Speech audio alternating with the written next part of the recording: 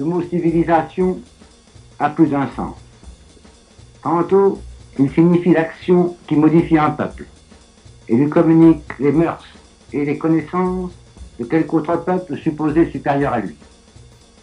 Tantôt, il désigne simplement le système de la vie sociale, l'ensemble des usages, des croyances, des lois et des pratiques d'une population, quel que soit d'ailleurs le système de cette population. Enfin, ce même terme s'entend assez souvent dans le capital de savoir et de valeurs intellectuelles ou sensibles, de notions et de conventions, de mythes et d'œuvres qui s'est constitué et accru progressivement au cours des arts. Parfois, il n'en reste que le nom et quelques mentions légendaires. Et tantôt, c'est la violence de la guerre qui a détruit cette œuvre collective qui fut si lente à produire. Tantôt, elle s'est lentement désagrégée par les effets de quelque altération intérieure plus ou moins insidieuse. L'affaiblissement des énergies, une perversion trop générale des conditions naturelles de la vie, une défaillance des instincts vitaux de conservation et de reproduction, une multiplication des facilités et des moyens qui économisent l'effort, une sorte de goût étrange pour les divisions intestines. Parfois, c'est la disparition des sources de prospérité qui alimentent cette forme de vie organisée qui la fait dépérir peu à peu. Et l'on voit s'éteindre et se réduire à de misérables survivants ce qui fut un foyer de puissance, un centre de création et de transformation, un théâtre d'événements à grande portée, un trésor d'ouvrages et de traditions accumulées. Toute civilisation est donc chose mortelle. Le nombre de celles qui se sont développées sur le globe ne nous est pas connu, puisqu'il en est, dont on découvre à peine aujourd'hui, la vestige. Ces fossiles démontrent la fragilité des existences des sociétés organisées. Nous pouvons donc comparer les civilisations à des êtres qui naissent et meurent, qui sont assujettis à des conditions dont l'altération et la suppression furent jusqu'ici fatales. Nous pouvons aussi parler en quelque mesure de crise, de troubles, de maladies d'une civilisation. Depuis l'an 1500 environ, l'Europe s'est engagée dans une aventure prodigieuse en partie double. D'une part, elle a exploré, mesuré, situé le globe terrestre. Elle en a conquis, colonisé ou fécondé à sa façon d'énormes portées. Elle a fait notre monde un monde fini, dont elle a envisagé et mis en train l'exploitation totale. D'autre part, et tandis qu'elle poursuivait cette entreprise gigantesque, elle s'attaquait avec une énergie, une suite et une dépense incroyable de génie et de volonté à la recherche des lois vérifiables de la nature et de la pensée.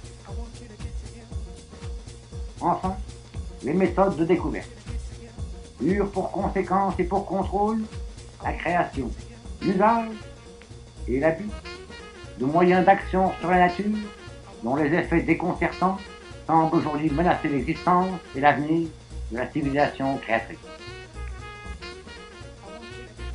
Dans un état des choses dont la complexité, l'instabilité, l'insécurité, le désordre caractéristique nous égarent, nous interdisent la moindre prévision, nous ôtent toute possibilité de raisonner sur le passé pour en déduire quelques lueurs sur le futur.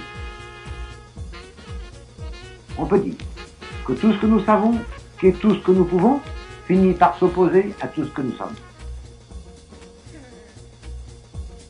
Nous constatons d'ailleurs, bien facilement, dans tous les domaines de l'activité, dans tous les ordres du savoir, comme du pouvoir humain, les caractères des phases critiques.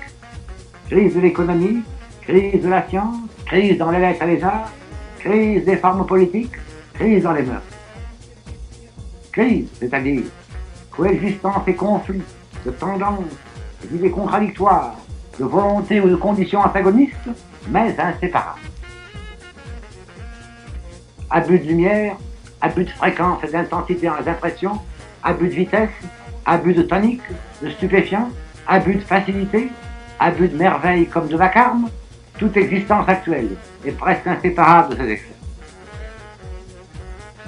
Notre organisme, soumis de plus en plus à ce régime d'expériences mécaniques, physiques, chimiques et psychologiques, se comporte à l'égard de ces agents puissants comme il le fait à l'égard d'une intoxication agréablement insidieuse.